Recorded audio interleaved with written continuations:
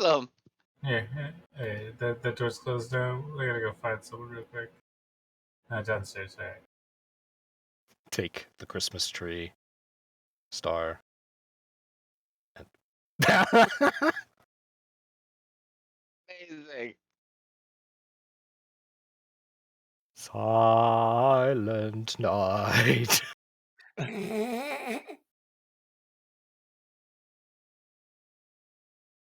All right. Now that I'm playing, that's a bottle rocket.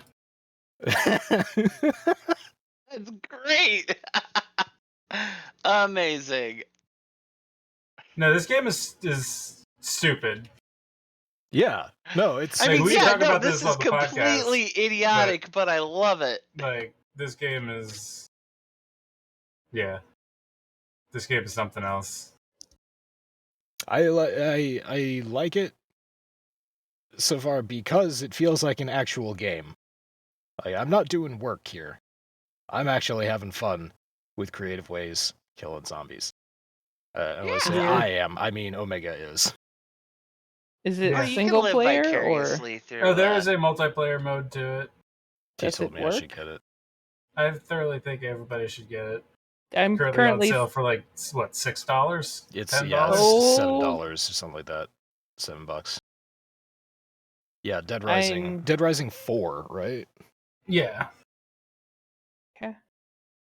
I All right, had so it. here's the thing. I played the original Dead Rising way back in the day with Doc back in college on console. And it was basically a video game version of the Dawn of the Dead movie, the new one that came out that was pretty badass. And you were basically in a mall. The whole thing took place in a mall. And it was filled with zombies. And much like the movie, it was filled with, you know, all the absurd things you could do with the things you could find in a mall to kill zombies. Now, here That's we a are lot of fucking in... things. Yeah, but here we are in part 4. Part 4 of this video game series has completely jumped the shark in every way, shape, possible. In a very, I think, self-aware method. Like, yeah, you've got some of your typical weapons like crowbars and hatchets and a baseball bat. So yeah, I came across those. But like, you've also got, a blambo. If you added an explosive to a crossbow, you get a bow that shoots. That's awesome. It's just absurd. Where's the t-shirt cannon? I want to give free t-shirts to dead people. I've come across a few t-shirt cans. Haven't picked them up and done anything with them yet, but they are here. We give them free t-shirts in the face. If only you could find a potato cannon at a mall, that would be amazing. Oh, that's But, easy. You just gotta go to a hardware store, pick up a PVC pipe, and then go. Has anybody here played? I can't remember the exact title of the game. Is it Left 4 Dead, the one where basically you're part of a group of people and you have to go from one end of the map to another, killing zombies, looking for essentially the next safe room? Yeah, it's something like Left 4 Dead. I do. Yeah, remember Left 4 that Dead game. is. But that's been out for a while. It's such a serious game, though. Well, and yeah, by that's serious, what I mean. By serious, I mean it's completely fucking ridiculous. But you actually have machine guns and rocket launchers and shit like that. Well, that game is serious in that the community, like people who play it, take it seriously. Okay, well, yeah, that's also a mistake. I tried playing it very briefly a long time ago, and like I didn't quite know what I was doing. And in like my first match, I got vote kicked by the group because I wasn't, great at the game. It's a bunch of bullshit. That's what you want in a gaming community, is kicking new players out because they're new. Mm-hmm. So I very quickly abandoned that game. Yeah, that's shit. This game, on the other hand, it seems to be the superior game. It is, yeah. It's a superior game for no other reason than you can get a fucking power suit and just pound people to death with your fists. Yeah, like sounds so cathartic. That's part of how this game has totally jumped the shark, is stuff like that. There, in fact, are these weird exosuits. Yeah, we're just gonna pretend that's technology that exists. And, hey, it was that motherfucker that made a real life Iron Man suit. I mean, it's a thing. I'm just saying, it is a thing. Not a common thing, but... It's not practical, though. Well, all I'm going to say neither is... are monster trucks. What's your point? all I'm going to say is... God bless America.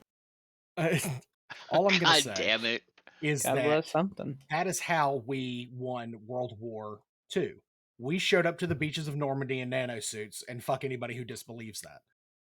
Oh, yeah, that's right. Wait, Isn't what? The We're American... reinventing history. Right, because what is history? I also watch Foundation. History is written by the winners. That's right. Watch the Foundation series. This topic comes up several times. Foundation, good series. Anyway, hello everybody. My name is DrNiggle. Welcome to the Church of Chonkwij Podcast. I'm joined tonight by Kosen, Masami, OmegaConstruct, and Zero Burn. Zero, are you just going by Zero these days? I'm going by whatever you want to call me. Hey there, slut. Dead sexy. Dead sexy. I mean, dead sexy is the preferable. I mean, if there's going to be zombie killing involved, I demand that name be used by someone. But if you're calling me dead sexy, I want the Scottish fat bastard accent when you call me dead sexy. Dead sexy. There's not. Yeah, I guess there it is. There's there one hint of the Scottish accent in Did dead sexy. Did you hear my boner hitting the bottom of my desk? Because if you didn't, I could reenact that it. your desk was that low to the ground. Oh, that's my all. chair is that high up. Oh! Honestly, I was getting WoW Dwarf flashbacks with that voice, to be perfectly honest. I was thinking the other day about how the only two people in this room who can rightly make tiny dick jokes are Zero and me. I mean, valid point. I don't know why I was thinking about that. I'm sure it was attached to a larger, Aha! larger thought. I see what you did there. Well, they make strap-ons for guys that can help you feel larger. I know. I just recently rewatched 7. I mean, that's one way to do it. Jesus Christ. That's where my mind went. I mean, that's fair. You gotta do what you gotta do. Oh, yeah. See, It's still fun. I think it was the second Dead Rising that introduced crafting, where you could, like, combine nails and a baseball bat to make a spiked baseball bat. You know, that makes sense. Here in Dead Rising 4, I can combine a motorized shopping cart and a go-kart. Magically, I just squat down here and got some duct tape. All right, do it, and done. Into the kilowatt. The kilowatt. Okay. If the purpose of this game is for you to have non-stop fun while occasionally completing objectives, this game just succeeded on every level. I'm gonna check out the ratings on this game. I have feelings that it's probably pretty highly rated. I doubt it. I doubt it. Yeah, this is not for gamers who take gaming seriously. No, here's the thing. People who love the Dead Rising games will probably be of the opinion that this game is shit because it doesn't take it seriously and it's a joke. And, you know, it's actually really funny. I was looking around online for some, just some guides to see if I can find any tips when I was starting to play this. And I found a bunch of reviews that all kind of said the same thing, which is that this is a really fun game that sucks and killed the franchise. And after playing it for the last few days, I don't know, somewhere in the range of halfway through the story, it's very true. This is super fun. It's an awful game. The dialogue, like the writing, the story are just awful. Just absurd, ridiculous shit that is just adding on to the whole, like, this game has completely jumped the shark idea. But, like, it's a lot of fun. I'm gonna go out on a limb here and everybody should get it. And we should kill a bunch of zombies. I don't know what the multiplayer actually involves, but, you know. I'm hoping it's just co-op. As long as there's some way that we could be in the same place killing zombies, it's going to be a good time. Yeah. Yeah. I'm hoping that it's co-op. And not some, like, multiplayer Versus game mode, yeah, versus mode, where it would only work if other people were playing the game. I can't imagine that too many people are still playing this game. No, well, maybe I have to look into it, but I mean, I imagine there's got to be some sort of PvE. Oh. Yeah, kill zombies. So what's in the news today, Doc? Oh gosh, glad you asked, Kosen. All right, let's pull this up. That was a poor excuse for a segue. I demand better. All right, well, Tom Holland will return for another trilogy of MCU Spider-Man movies. This is not the last of our MCU movies, producer Amy Pascal says. This story would be covered more in depth, except for I don't give a shit about Marvel movies. So moving on. Scalpers are selling new Spider-Man No Way Home tickets for thousands of dollars. But are people buying? I guess it all depends on whether or not you want to go to a movie theater and sit next to people who are infected with the Omicron variant, because that's all anybody's talking about these days, which is why I don't care at all about Marvel movies. Moving on, CD Projekt Red is scaling back Cyberpunk 2077 support to work on expansion. This is the first serious article that we have. Sorry, Zero, I know you posted more, but I figured. One day, Zero will learn that I we're not a Marvel about cover. that level of enthusiasm for the Marvel for the Marvel. The depths movie of my indifference are pretty much bottomless at this point in time. I think No Way Home or whatever the fuck the new Spider-Man movie is getting way too fucking overhyped. Yeah, of course it is. At this point, and like, hey, I've been enjoying like the Marvel TV series on Disney Plus, like the new Hawkeye one, pretty good. But Does it have I want to Jeremy see. Renner? What's that? Does it have Jeremy Renner? Yeah. Well. It's also got the one girl from the Legacy from Pitch Perfect 2. Yeah. The Legacy from Pitch Perfect 2, and her she's playing Kate Bishop in this series. But it's pretty good, actually. I don't know who any of those people are except for Jeremy Renner. Yeah. That's fair. So you remember when people were getting all pissed off at Sony because Sony decided to take back, or the scheduled time at which Sony reclaimed the whatever copyrights to Spider-Man came, and everybody was just like, how fucking dare Sony make a business decision? Fucking dare they take their property back. We want more Marvel Spider-Man movies. They should sell Spider-Man to Disney. I mean, the fact that they greenlit 3 more movies is my only commentary to this is, oh no, who knew Sony liked money?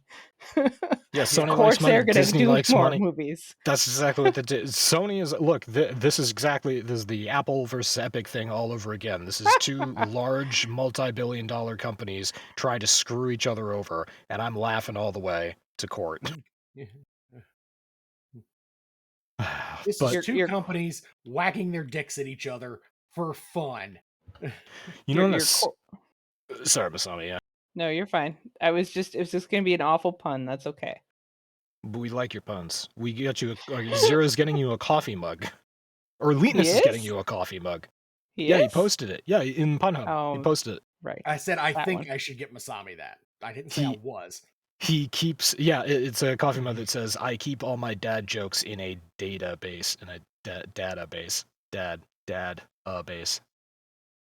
Mm-hmm. Awesome and amazing. It's funny. Masami definitely deserves that that mug.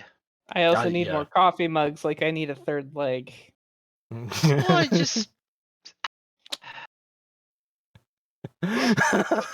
I'd kill for a penis big enough to be called a 3rd leg.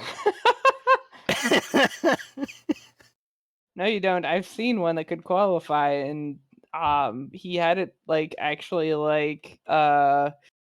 If he didn't wrap it around his fucking thigh.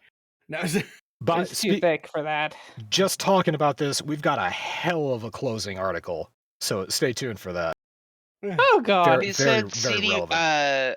The whole CD Projekt Red is scaling back, essentially fixing Cyberpunk Red, and the various bugs and Cyberpunk Red 2077. Yes. 2077, fixing its bugs and glitches, and now opting to just concentrate on the expansion DLCs that they want to do for the game, which is an interesting move.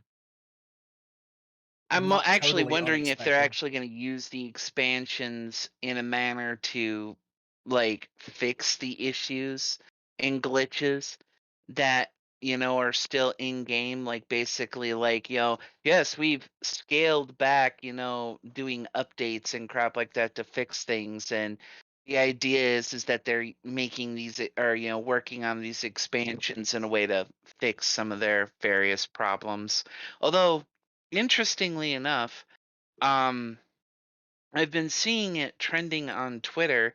Cyberpunk 2077 has actually gotten some really good press as of recently, with the most recent updates that they've done. A lot of the really serious issues that the game has had since its launch date have been taken care of, and a lot of the bugs and the glitches and whatnot have mostly been solved. There's still a few issues here and there, but nothing that I would say is game breaking or ends your immersion or anything as such.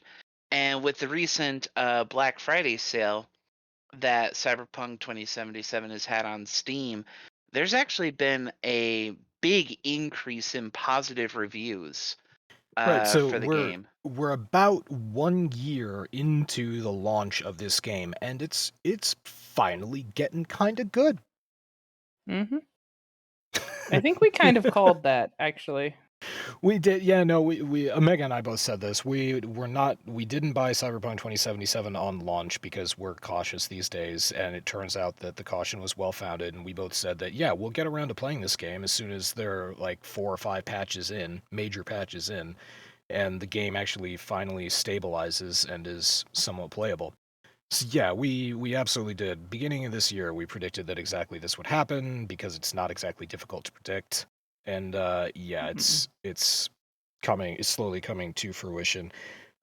Something in this article is not about The Witcher, the next Witcher games, but something this article mentioned that I think is hilarious. Spoko's augmented reality game, The Witcher Monster Slayer, is being worked on to improve its retention and monetization, with a content update coming soon too.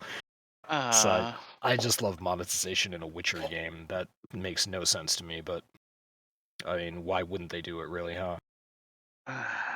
There's nothing more irritating than fucking monetization.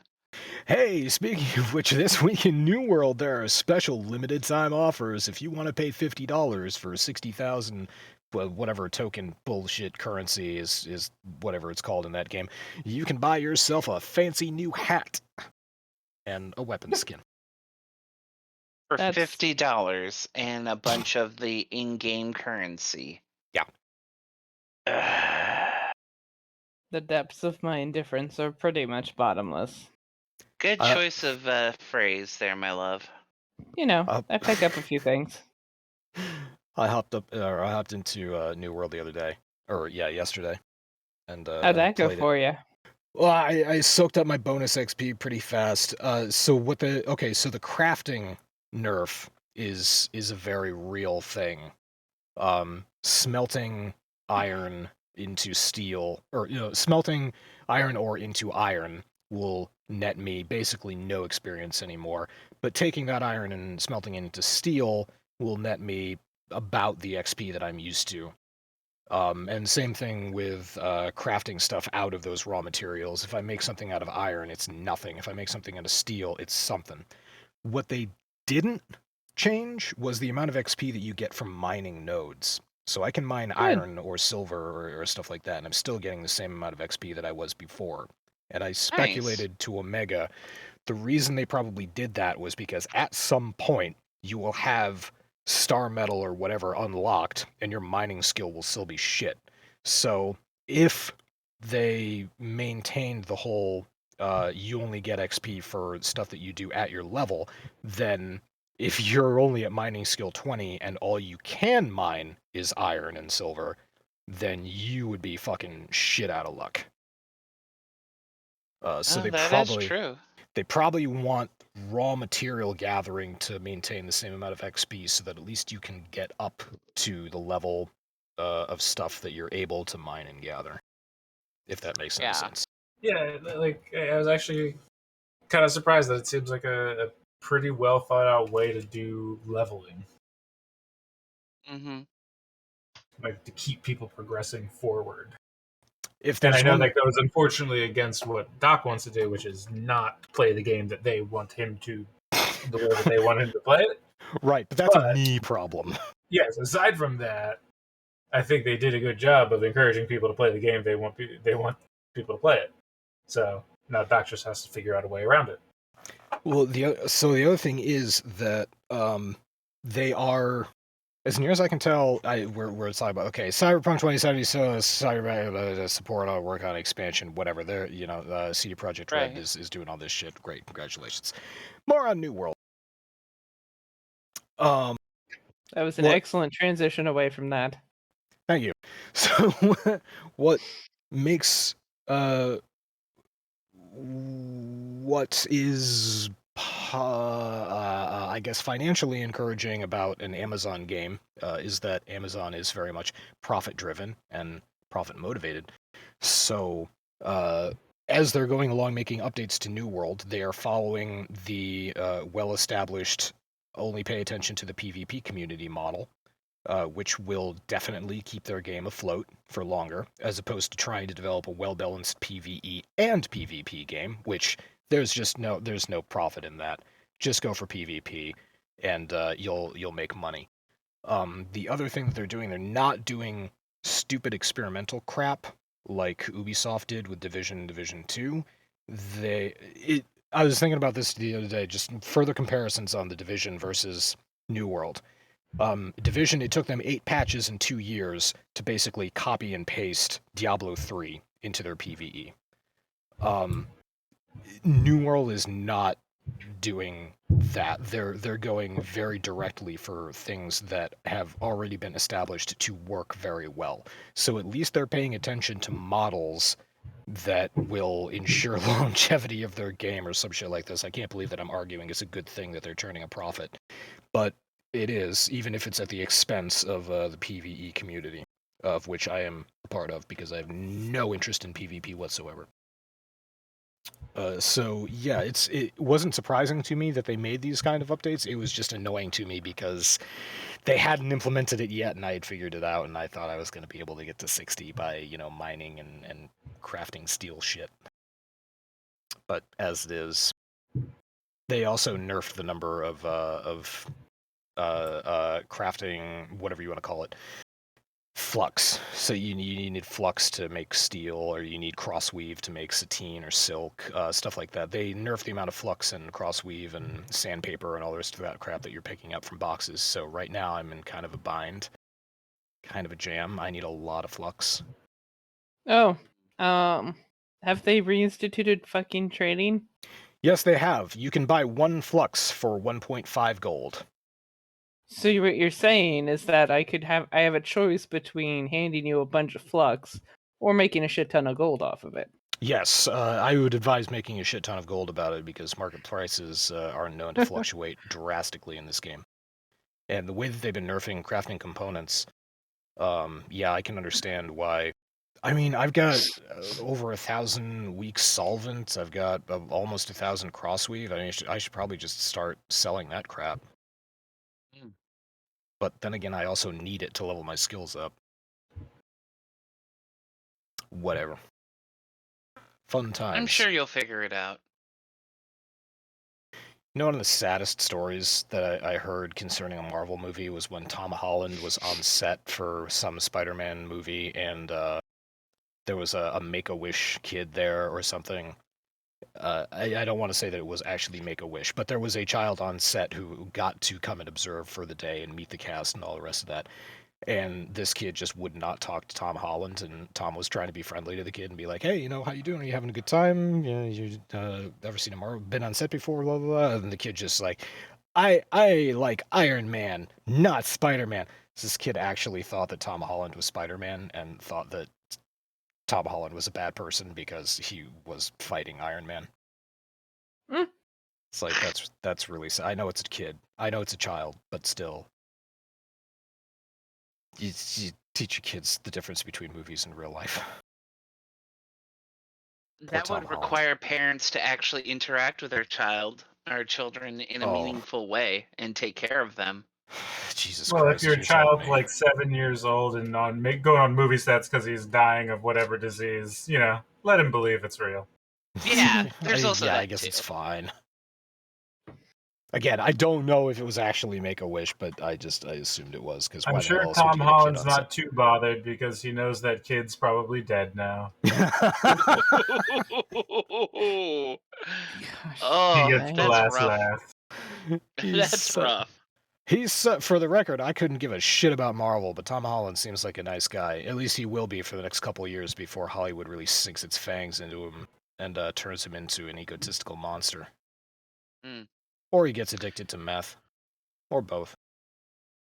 Well, right now he's not only is he making it big with Sony and Disney with the whole Spider-Man thing, but on top of that, he's now got himself the potential of a whole brand new franchise to get underneath his belt with the Uncharted series, as he is now playing the titular Nathan Drake, I think it is, the main character for that game. Tits. I actually don't know. I haven't been following the Uncharted thing. I should follow that, though. We used to do games and media.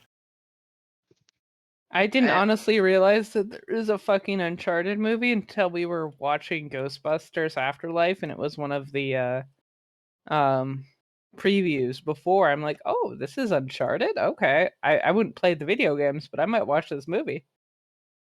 You know what? I'm actually upset about one thing regarding Ghostbusters Afterlife. Just one thing. Is it a spoiler? Just one thing. The fact of the matter that it invalidates the Ghostbusters game, which was actually written by Harold Ramis and Dan Aykroyd as an actual sequel to the movies. I'm gonna say it, just because Harold Ramis and Dan Aykroyd wrote it doesn't make it good. Oh no, it was actually really good. Like, seriously, if you ever get a chance to, you can get the game on Steam. It's fairly cheap. Play it. It's fucking comedy gold, and the gameplay isn't actually half bad. This is the Ghostbusters game that's getting a remaster? Is that right? Not that I know of. I don't know. I didn't hear about it getting a remaster. If it is getting a remaster, that's even better. There is a Ghostbusters. It was on. I think I caught it on PC Gamer. There was an article about a Ghostbusters remake that's coming soon. TM. And the big news about it was that the remaster will not include a multiplayer component, and people are sad. Wah. Let's see here. Yeah, hey, check that out. Oh yeah, there's actually a video game remaster launch trailer. Ooh, actually, this looks really good. So there you go. That's all that I know about that. Well, let's hope it goes. Oh yeah, this is the game I was talking about. It's actually been out for a while here, and it's currently. Let's hope this remaster works out better than the BioShock remaster. Yeah, that's true.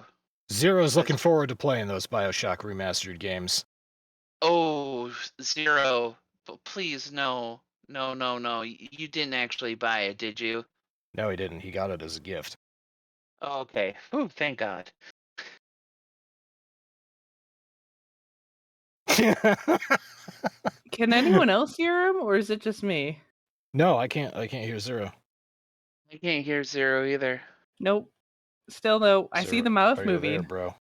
Why are you stealing my joy, Kosen? Yeah, Kosen, okay. what the fuck? I've never played BioShock, and you're stealing my joy. Okay, 0. I'm very, very sorry. Don't get me wrong. I actually really enjoy the game. Like, the game and the story seems like it's really cool. There's just one major problem that I've had with it. The game keeps crashing on me and deleting my saves. Okay. All right. So Well, that sounds So- like it could potentially be a hardware issue. Actually, according so the BioShock collection came out in 2016. This is a known problem that 2K Games has not fixed Great. since 2016. Wonderful. So I get to look forward to that. Great. Yeah, wait, is it a guaranteed thing or is it a thing that happens to some people? it's been a major issue with the BioShock basically the BioShock remastered games. I would At least interpret that according as to the various forums a that high I've rate looked of over. a high rate of rage, not like 100%, but high. All right. I mean, Oh, there like you I are. said, Zero. Okay, all right. I got everything back. Hi. the, I'm muting my the mic game, because I'm constantly shoving my face full of peanuts, and apparently I was talking to air. You're shoving your face full of nuts? That's all I heard. Peanuts. Peanuts. They're not even nuts, Masami. They're legumes. Come. God. That's the only thing the Third Rock from the Sun ever taught me. I mean, I guess I could go put legumes in my face too. I've got mixed nuts on my shelf somewhere. All right. all right. Actually, I thought the Third Rock from the Sun also taught me that John Lithgow looks good without a shirt on, but then I watched Dexter where he appears full naked, and he's not a bad-looking man. I did not realize that he appeared naked in that series. Yeah, John Lithgow's got a whole season on Dexter. I think it's season 4 or season 5. That's all right. It's one of those things that you really don't realize it that that William Dafoe also kind of looks good naked too as well. And then you watch Nymphomania Part 2, and he's he's got a few scenes in there where he's completely in the buff, and you're just kind of like, good for you, We've Mr. had Dafoe. this conversation We like have, 2 'cause weeks ago, and you posted a video, Doc, or was it Omega that posted the video? that was Somebody me. posted the video. It was me because I saw his experimental theater troupe performing, and yeah, Willem Dafoe totally buck naked, dancing around, happy as can be. I mean, it's great. It's one of those things where if you don't like full frontal male nudity, you might be uncomfortable. But if you don't mind it, gosh, it just makes you feel happy. He's so gosh darn happy in that movie.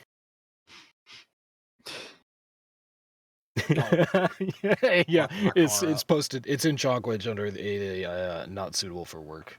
Yeah, definitely not suitable for work. Because it literally is Willem Dafoe dancing full frontal naked in front of the camera for like 2 minutes. I mean, it's technically suitable for work if it's your last day. There you go. Yeah, you can do anything on your last day. Yep. Well, almost Sass. anything. They typically frown upon murder. Oh yeah, I was gonna bring up Chris Metzen when he left Blizzard. Took a big steaming pile of shit on the rug and just walked out. That sounds like something Chris would do. 6 years later, Diablo 3 is still getting updates. Yeah. It still smells like shit. Oh, they're doing good though. Okay, so wait, that's CD Projekt Red. Moving on to another article that is completely fucking stupid. Oh, I'm waiting for this one. Dark Souls has been named Ultimate Game of All Time. What? Director What? Hidetaka Miyazaki said he was deeply moved by the honor. Who made this declaration? Yeah, who made this decision? The Golden Joystick Awards. Oh. 3 days ago now. I got your joystick hanging right here. Let's see. An obvious and completely correct acknowledgement that PCs both predate and outpace any game console you care to name. As Gabe Newell put it in his awards acceptance speech, gamers and developers have benefited enormously from the relentless innovation of PC gaming hardware. So, the PC itself was declared the ultimate hardware of all time, and if it's the ultimate hardware of all time, then what is the ultimate PC game of all time? Of course, it's Dark Souls. And this was decided through a long chain of extremely scientific and very precise data accumulation. I'm sure it was. I'm sure it was. I I'm mean, sure don't there get was me a wrong. lot of stick grabbing and hand holding for that one. Don't get me wrong, I love the genre and I love the game. I mean, hell, I just finished. Praise the sun. Yeah, praise the sun. But is it the greatest game of all time? I can't say. I don't even know. I don't think that there is an ultimate greatest game of all Tetris. time. And I will not be debating that. Tetris is the greatest game of all time. I mean, Tetris Are you a is real master good. debater? Oh, I am a master debater. I'm sure you are. I can last for minutes. We got a hell of a closing article, remember? I think this is ridiculous. Probably for the same reason that Kosen was going towards, in that there's not by what standard? What are you using? Are you using like every single standard in the book? It's the best RPG. It's the best first-person shooter. It's the best strategy game. What? Just best ultimate of all time? How did Dark Souls contribute to the zeitgeist? How is that responsible for Warframe coming out? How's like anything that any game that you can name today? How is it that Dark Souls influenced that? Now, like, that's where I would start, is how something affected the zeitgeist. That's how I would start there. And the thing is that they very well may be going for that, because Dark Souls, in the genre it created, has had a massive effect on the gaming zeitgeist, whether if it's PC or console. It has had a massive effect on everything. But I don't think that makes it worthy of being the, ultimate best game of all time. I don't think, because Dark Soul in and of itself and what it created is not without its flaws.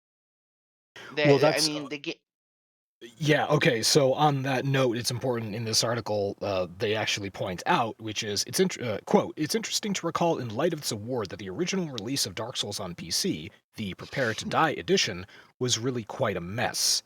From Software described it ahead of launch as strictly a port from the console version. Dark Souls started off as a console game. It got a port to PC."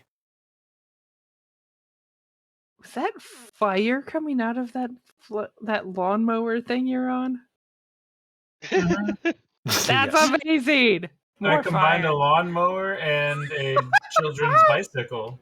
Oh my god, the best! You can't do this shit in Dark Souls. That is amazing. I'm not gonna lie, that's pretty fucking awesome. I want one. Okay, I combo up to 75 to find out what the special ability is. So that's the whole point. All right, this is like, what criteria are you judging best ultimate game ever on PC? Because this, I mean, I would rather play what Omega's playing right now than play Dark Souls. Right. Personally, myself, if I was to give Dark Souls an award, it wouldn't have ever been like the most, like the ultimate game ever. I would have said like the most influential one, the creation of its own genre, basically the try-hard genre of games. We had that before with the people who were fucking acing Super Mario in speedruns back in the early 90s.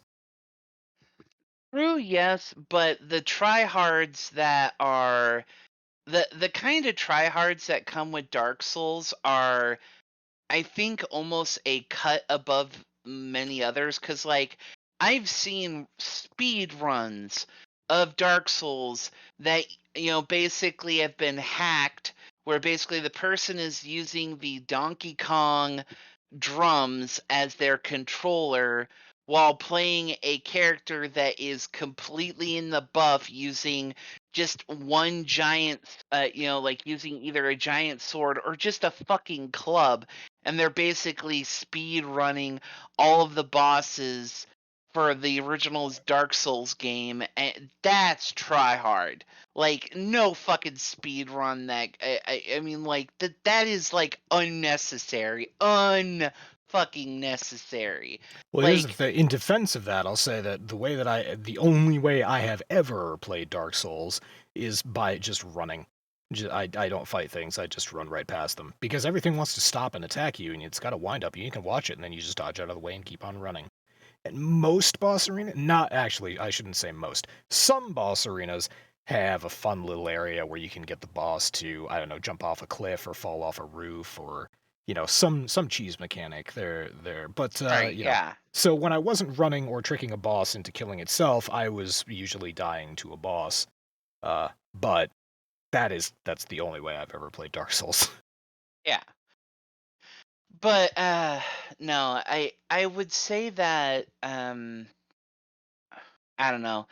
It's one of those things. Anytime that I hear about some award doing this, hey, we've got we've just named this particular game ultimate game of the year or whatever the fuck. I just have to roll my eyes and be like, yeah, no, sorry, don't see it. I'm not actually really fond of video game awards in and of itself anyway, because, I mean, I think you can totally do good video game awards if you do legitimate categories that mean something, but ultimate game that's pretty dumb. Yeah. To me it's entirely Although too I will subjective. say that out of all the different video game awards that I have seen, I think one of my favorites is the one that involved Christopher Judge and the kid who played boy. Yeah, basically the God of War 3 thing or God of War 4 where they got up on stage to introduce or basically read who won the next award, and Christopher Judge just kind of looked at the kid. He's just like, boy, and the kid was holding the envelope. I do not trust stairs. They're always up to something.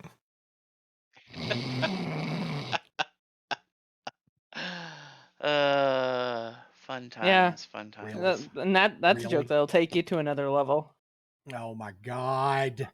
Yeah, and honestly, all this is gonna do is just feed the ego of the try-hard Dark Soul players who already think of themselves as being the best kind ultimate of gamer? gamers. I mean, Yeah. I guess we can look forward to a resurgence on Twitch of the big streamers doing like a retro stream where they play Dark Souls, because that's what retro is now. Yeah, Holy that's shit. strong. That's a lot of fire. That's a big ass dude with a flamethrower. Uh-oh, somebody's gonna die. God, why is this thing so fucking hard to control? I just just scooch him. Scooch a little bit. You scooch. There's just more fire. Oh god, you need the fireman outfit. There you go, he's dead. You did good. Nicely done. He'll blow up soon. Oh, tiny race car. Go, go, go. Oh my god. All right. No. The explosion destroyed it. No. And I saw this article and I thought of U0. The Epic Game Store is adding a free retro cloud gaming platform. Stream Arcade has over 1,000 games, including Earthward Jim, Mortal Kombat, and a ton of ancient Atari classics. So this is the Epic Game Store free retro cloud gaming platform. Nice. I am down. Epic Game Store has been putting out. They've been putting out probably a solid 2 games per week for over a year now. Nice They're headshot. introducing more free shit. And I think we talked about this on the podcast at the beginning of the year, or a podcast at the beginning of this year. They are hemorrhaging money. And I don't think they expect to turn a profit until like 2030. Yeah, they must have expected to do more free shit when they released that, whatever caused us to talk about that, so... Yeah, it was their investors report. It was their quarterly investors report that was published, and the numbers finally came out of how much money they had lost the first year giving out free games on Epic. Because the first year that they were putting out free games, there were some AAA titles. None were terribly recent, but Civ 6 is not nothing. That's still a AAA title. Yeah. Grand Theft Auto 5, Plague Tale. I can't remember what else, but they're all in my Epic Game Store account if I bother to look. So yeah, we were curious how they were paying for that, and it turns out they're going into the red doing it. Well, they could afford it. Did it actually say that the reason they lost that money was because they were paying for it? Like, did they say that was the cause? They did, yes. They may not have, obviously it's a quarterly, or it's an investor's earning report, so they didn't say, we're losing your money because we're doing this. No, we read between the lines and inferred that they were paying developers for these titles so that they could give them out for free. And depending on how many they put out, they pay the developers a certain amount, and that's what was doing it. Yes, so to answer your question, yes, they were going to the red because they are giving away free games. I'm glad that I have contributed by claiming every free game that they have offered. Hell yeah. And now there's a whole new section of it. You go on, play some retro games. So, Zero, if you're interested in any of these retro games. Yeah, absolutely. I mean, you know me, man. I love all the old school shit. A ton of ancient Atari classics in here. I'm curious what that means. What's a classic these days? There were a lot of Atari games, surprisingly enough. I'm interested in what their definition of that is. Maybe they have Tetris. I was going to say, maybe they have E.T. Fuck, no. Tennis was my favorite. Masami, please go into the other room and flick Kosen's nose. No. Oh, E.T. was a fun. In fact, for that, he deserves a flick of the tip of his penis. I'll let you do that. I know how you like to get hands on. Just the tip. Just flick the tip. Just the tip. Just remember, I'm going to be using it after you. And speaking of penis, a final article. Man with the world's biggest penis says his foreskin can cover an entire doorknob. Excuse me? So. Wait, what? Sounds like a real turnkey operation. Jonah Falcon currently holds the record for largest penis. Is a 13-inch appendage, as this article describes it. And in an interview with The Daily Show, Falcon answered burning questions about his third leg, and it seems reasonable to revisit those after his appearance on This Morning that shocked the nation. So yeah, his foreskin is so big that he can use it to cover an entire doorknob. How could this superpower be used for good?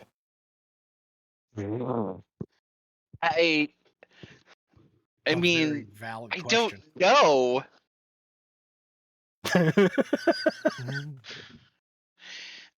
I'm just suddenly reminded of a story involving a man by the name of Gavin McGinnis who swore up and down that he stepped on his own foreskin because it hung so low. I don't. There's never been any confirmation or truth of this, but that just. I'm instantly reminded of that when you brought this article up. Okay, so it's worth mentioning that Jonah Falcon is a contender for world's biggest penis. I believe he actually holds the official Guinness record with a 13-inch dick, but there is a guy who I believe lives in Mexico who claims he's got like a 26-inch long penis. But the reason, and there has been an X-ray of it, and you can see the X-ray online.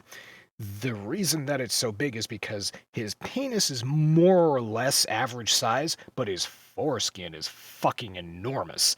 He's been stretching his foreskin for decades, and it's fucking enormous. It's huge. So it is possible that you read about this guy stepping on his foreskin, because I can imagine that being possible. No, because this guy that I'm talking about, Gavin McGinnis, is a Nazi. He's the one that He's the one that created the Proud Boys. Oh, okay. All right. Didn't obviously I don't pay attention to the Nazi community. Oh, go figure. Gavin McInnes is a lot more complicated than just that too. Yeah. He was one of the founding guys behind Vice. He has been credited with more or less inventing hipsters. And he was one of the founding members of the Proud Boys and then left once they, instead of just being chauvinists and sexist, they also became heinously racist. That's when he decided to leave. Oh, so That's where his line is. When they went so far? Yeah. Yeah. Exactly, Masami. Yeah, that's where the line was, apparently. Yeah, like the Proud Boys first started off just being like chauvinist, proud of being men kind of thing. Go figure. And then proud of being boys. Then it fucking spun out of control into this psycho hate group that it is today. No, the story involving the guy who could step on his own foreskin was a story about him. But like I said, that's when you mentioned the article, I was instantly thinking about that, but I just don't know whether or not if there's any truth to it. Probably not. I mean, people with notoriously large genitals are usually categorized on the internet, or cataloged rather on the internet, and God bless the hardworking men and women, let's be honest here, just men, who are making these web pages and these lists to tell us who's got the biggest junk. I mean, if you're going to be proud of something, might as well be your genetic endowment. Be proud, be loud. Or lack thereof, because I'm proud as shit. Yeah, me too. I'm also proud of your penis, Zero. Yay! I mean, there's room for inverse equation here. What the fuck was the Family Guy episode where Stewie?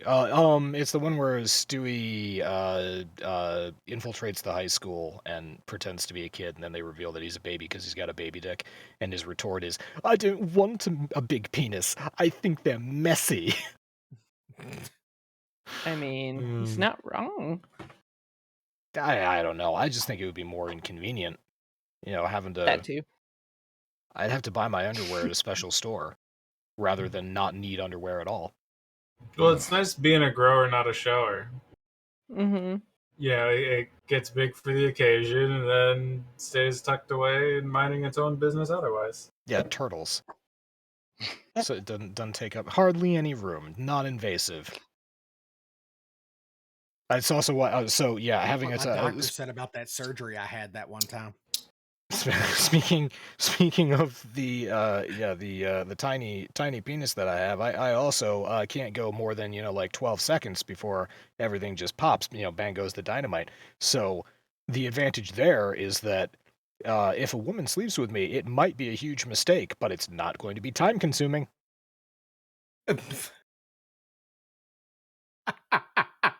I mean, sometimes, you just don't have a lot of time or attention devoted to the thing. So that could be a good thing, depending on the woman and how much of a hurry she's in. Yep. I've been watching Little Melter. I love it. I've been watching Omega play a zombie game this entire time. And there are two perfectly other good streams going on right now. So Masami, what are you up to in Warframe? Currently doing syndicate missions because I like relics and it's like the fastest way to get them. Oh, there's an insignia. Oh, you're in a pub. Okay, that would be why. Yeah, I usually am.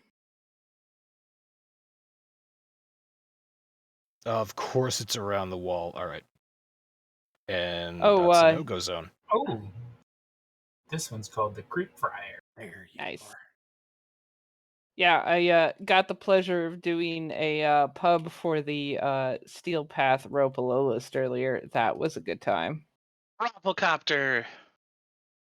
Yeah, level 192. I remember Omega and I doing that. I mean, the Yeah, first pub did not go well. Second pub, I think we were down and out in like 10 minutes. Okay, I can dig this. All right, and the other stream is Zero. What do you say? Yup. I've just found another fucking barn find. Barf. And Find. yeah, I'm not 100% sure which one that was. Game are you playing, Zero? Forza 5. Xbox Game Pass for $1? Yeah, Xbox Game Pass Ultimate for $1. Not bad. For $1. Of course, you got to remember to cancel it at the end of the month because then it goes back to its normal price of $89.99 per minute. That's not that bad. No. Let's see here. Isn't that just Leetness's phone rate? Yeah. Or the the amount of money that he spends on vacations each month. So I just picked up the 1991 Jaguar Sport XJR15. That's cool. Masami just picked up an Iatan Amber Star and a Cyan Star and 2 insignias. Nice. Impressive. You got Felder on too. You just throw that directly away. My thousands and thousands and thousands of field drawn and other fucking bullshit. Yep. Oh my god. I don't even care if my vacuum is on half the time anymore. Are we at a good point? I never got that. So, okay, we're done with the podcast, folks. now, we're basically moving into post-show territory, but I'm not going to press the stop button just yet. Okay. That's fair. So there was a crowd 2 years ago. I haven't paid attention to it since, but there was a crowd that was. It seemed like 2 years ago they were constantly complaining, and they had been complaining for some time about vacuum on shit. How they didn't want to pick up resources, and how like picking up resources was somehow annoying to them. And I never understood that mentality because resources don't take up room in your inventory. You can have infinite resources and just not worry about it. What exactly is annoying about that? Plus, you got a helmet now. What happens when Carl needs food? And Carl always needs food. Yeah, Carl is just a bottomless He's a pit. growing boy. It's true, yeah. I mean, he may or may not be partially in charge of running my spaceship. So, I mean, Ortis always seems to be at odds with him, so it's very possible.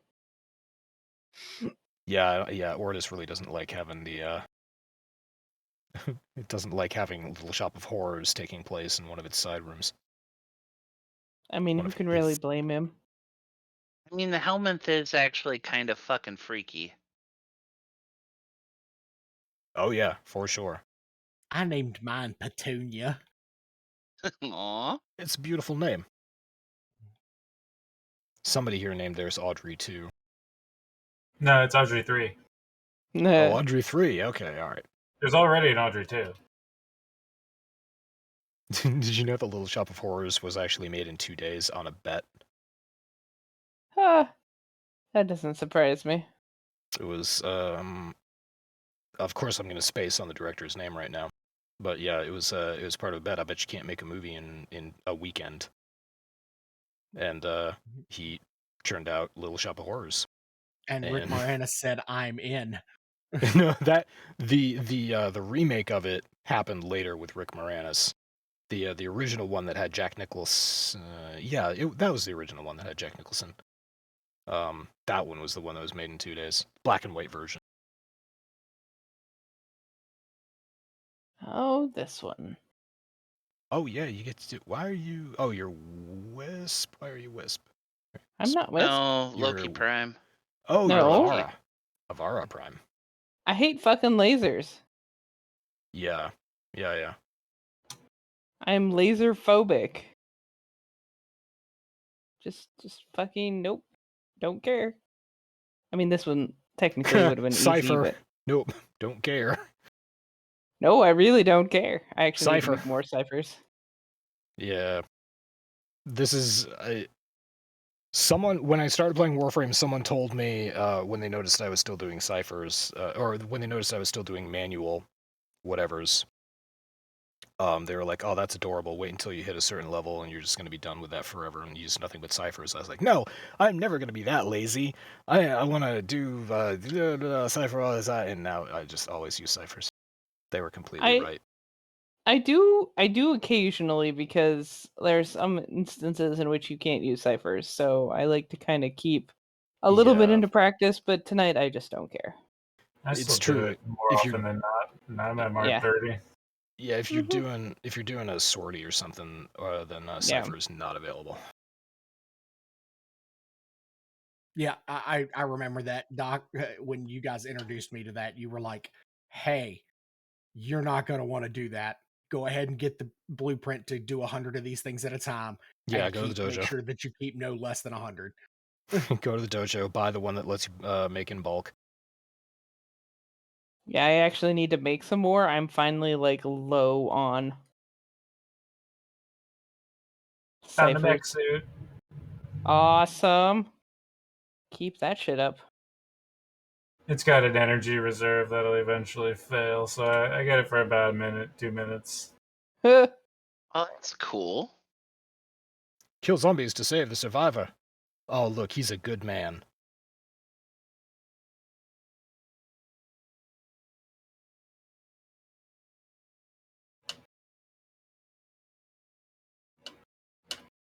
The survivor was saved.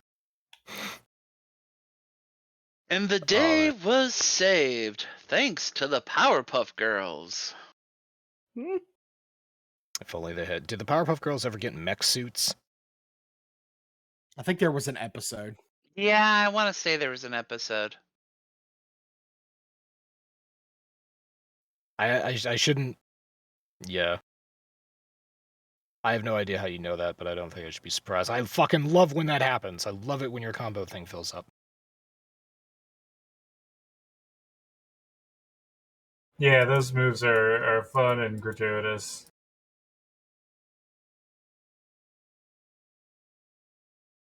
Every weapon has a unique animation for it as well.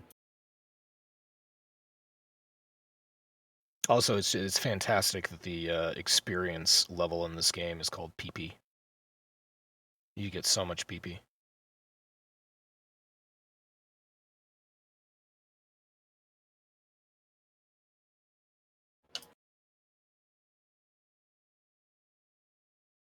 There you go, Doc. There it is. Yep. Oh, that's satisfying. That's my favorite one. If these were looks Romero like your power's zombies, almost up. Yeah. Yeah, he's done. If these were Romero zombies, though, then the top half of that corpse would just start crawling around and biting your ankles. Oh, they do. They still crawl. You can get crawlers. Oh, cement truck. Speaking of zombie movies, which one is your favorite? Dawn of the Dead, the original Dawn of the Dead, or the actual remake? The remake is it's a great movie. Huh. The only people who are going to say they like the original one are the people who want people to know that they like the original one, because nobody in 2021 likes movies from that long ago anymore. That's just how it is. You want people to know that you like them because it says something about you, but the Dawn of the Dead movie that came out a little while ago is a kick-ass fucking movie. It is so good. I was just gonna say that the original. I mean, it's fine if you like the original, but it wasn't really a spectacularly great movie. It was kind of a mess back then because George Romero didn't copyright. He didn't copyright some names, some titles, and got himself into a little bit of trouble, and people were basically free to fuck around with the franchise, the quote-unquote franchise. So that movie wasn't really all that good. So the remake, in comparison, was, in terms of a movie, was much better. Also, who the fuck was it? The remake had an old guy from Star Trek on it. Okay, Omega, do you remember Next Generation, the episode with the time traveler who comes to observe the Enterprise, and it just turns out that he's stealing shit and he tries to steal data at the end? Mm-hmm. Oh yeah. That dude was in the remake of Dawn of the Dead. Interesting. So that, just stuff like that. Jesus Christ, he's going ham with that axe. Little stuff like that in a movie I watch for, and I enjoy that. That doesn't make it a good movie, but it certainly helps. Yeah. fucking wrecked.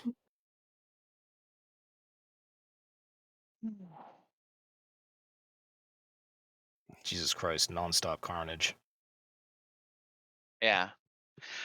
I'll say that, oh, hey, another exosuit. Another. Nice. Feel the power. Bottle of water. Ooh, fancy. Give you Yeah, a just big walk ass away. gun and a big ass fucking axe. I mean, if you're gonna go big. Just have people. Yeah. That's pretty impressive. What's Turn them in the... it. Go ahead, Masami. Oh, I was just gonna say turning them into pieces of 8 at this point. Yeah. Also, gold coins exploding out of people. Yeah, that's kind of fantastic. It's scrap.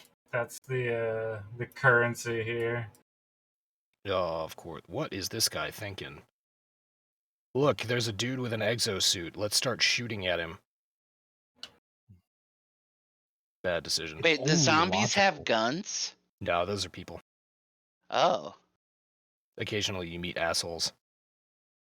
That was awesome. I'm not gonna lie. That was pretty impressive. Okay, wait, what was the name of the movie where there was a giant building? It is the zombie movie with John Leguizamo in it, and there's a large closed off area where rich people live in a giant tower, and it's surrounded by water, and nobody thinks that zombies can walk underwater, and that's how the movie ends. I have no idea what you're talking about, but it sounds fascinating. How call it? It was like City of the Dead or something. Night of the Living. Nah, I don't know what it was. That was a silly one.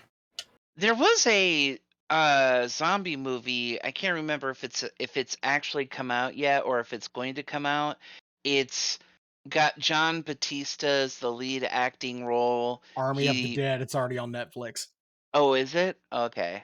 Army of the Dead? Do you mean the Aliens remake? Sure. I have actually talked about this. Yeah, Kosen, if you decide to give Army of the Dead a watch, I invite you to watch Aliens, the second Alien movie. Watch Aliens Right, first, Aliens. and then watch Army of the Dead, and compare the two.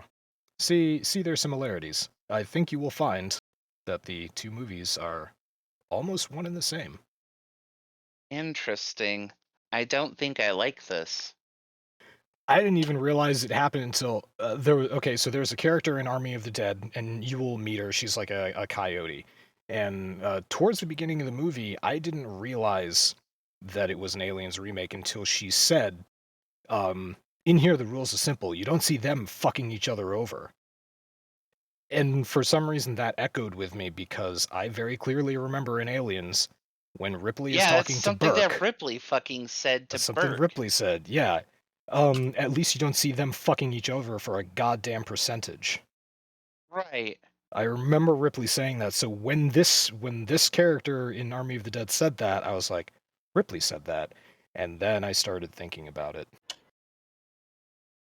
That led you down a whole I got stuck in the buffet! I was wondering if that was the buffet or if that was a deep fat fryer.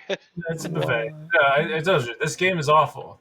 Why is there zombie in my soup? There's zombies stuck Zombie in my soup. in the environment all the time. Can you Now I use just the want chicken? you to pick up a banana and start beating the shit out of people with your banana. Frying pan. Oh, frying pan, yes! Omega had this the other day. The frying pan is fantastic. Plus, it's practical.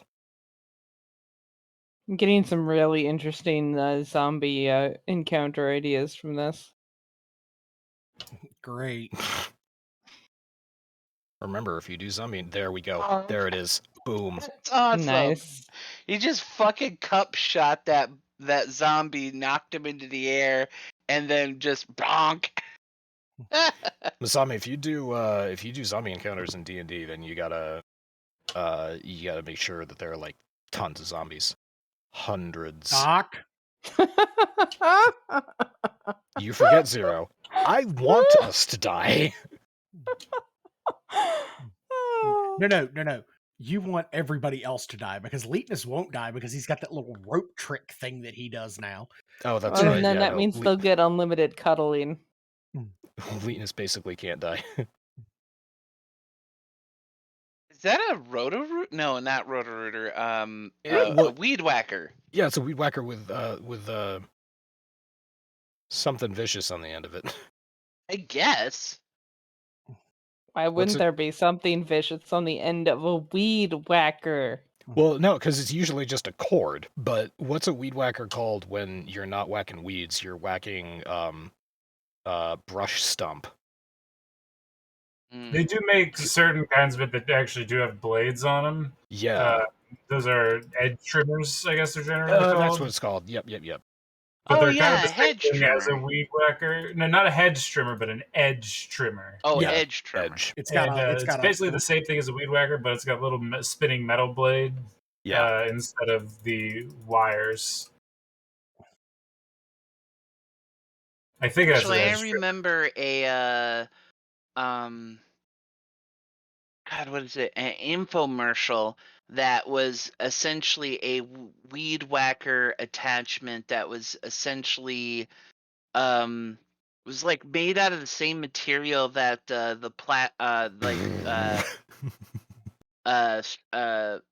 strip ties are made out of, you know, that plastic and how like I can't remember what the fuck it was called. It was one of those really late night infomercials on like at 2:00, 3:00 in the fucking morning that you just kind of you get mesmerized by, you know, the yard work that they're doing with this thing. No metal blades or anything like that, but it fucking just slicing through everything.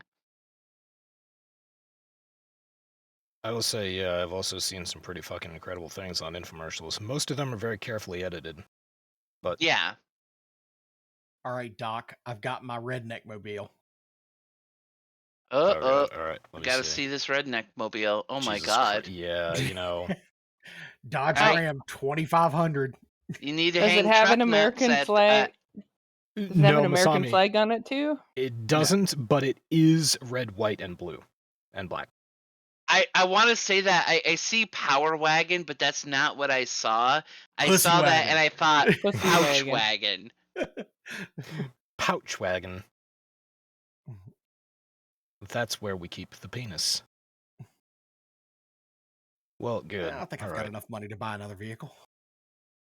I'm telling you, man, you should buy that Mr. Bean car. Oh, the Gremlin? Yeah. The 1973 Gremlin X. There you go. Ooh, is that the Warthog from the Halo series? It is, and it's 850,000 credits. It's trying to be. It doesn't have a machine gun on the back, so it's no Warthog of mine. The Warthog was reconfigurable. I know. Yeah, I saw a video for the Halo Infinite campaign, and I was legitimately intrigued. Like, you know, it still seems like your typical Halo first-person shooter. You got guns, you're going around beating the shit out of aliens on some Halo, whatever, you know, As you do. whatever, as you do. But it appears to be that they've made Master Chief a bit more customizable. First off, he's got a fucking grappling hook now. I don't know when they added that, but holy shit, that's kind of cool. And plus also he can get various upgrades for his Spartan armor, like all over the place. It like can sometimes change the design of the armor, give him power-ups and other shit like that, kind of adding a little bit of a RPG progression element to the first person shooter. And additionally on top of that, I guess this particular Halo that Master Chief is going to be on is a lot bigger than most of the other Halos that, you know, they've showcased in previous games, and they've given it a more open world feeling. Like basically you can go to various places and complete objectives and you get rewards for it and other stuff like that. So it's like the last Halo game I played was Halo fucking 3, and this seems like to be a huge departure from what it used to be. Well, those suit upgrades and stuff that you're talking about have been around forever. That's not new at all. Really? Yeah, that's multiple generations of Halo now have had, suit power-ups that you can pick up. Like, oh, this one gives you a big shield. This one is a sprint booster. This one does, a bounce pass. Or, there's an armor lock. There's one that drops a shield, like a bubble shield. Or, there's all sorts of stuff that have been around for many generations of Halo. The only thing there that sounds new and interesting is the idea of, like, an open world. Because Halo has always been a very linear storyline. Like, Halo has always been not a rails shooter, but the missions were very much like corridors. Right. You go to the end, point A to point B, killing everything on the way.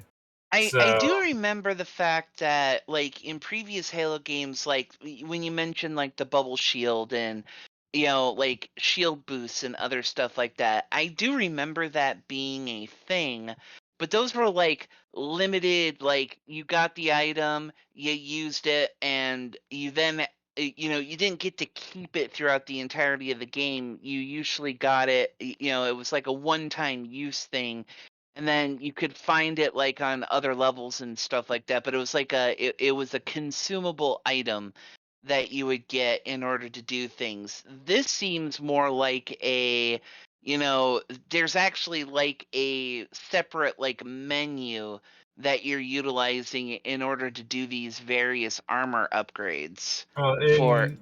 There were like two slots. You had a consumable slot that was for, like you're saying, consumable things, but then there was also like the power-up slot where you could have one thing that you could choose and it had a recharge, and that was stuff like a sprint boost or limited flight and stuff like that. So you could replace it with different things, but no, it wasn't all just like one-time use stuff. It was like semi-permanent suit upgrades that you could have one of at a time, and you could choose which one you wanted for different situations.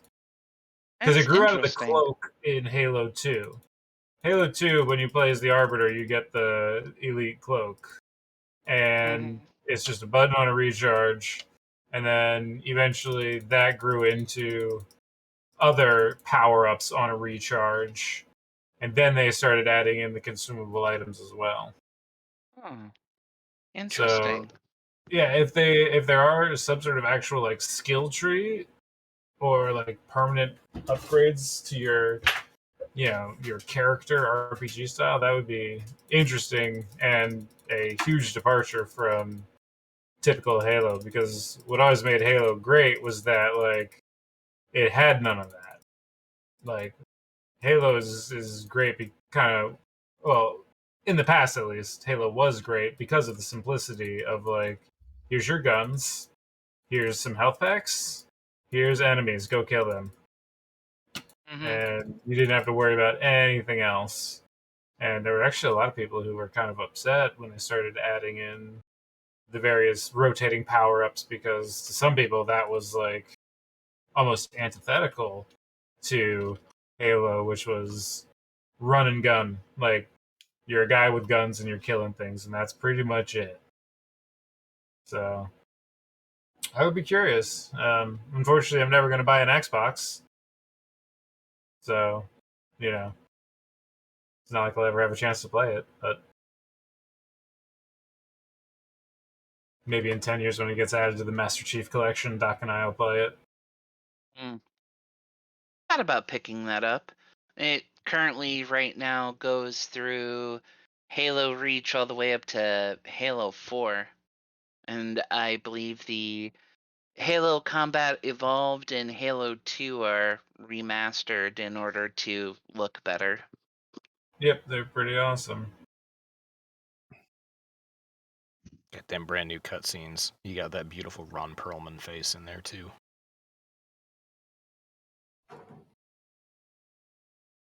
Oh.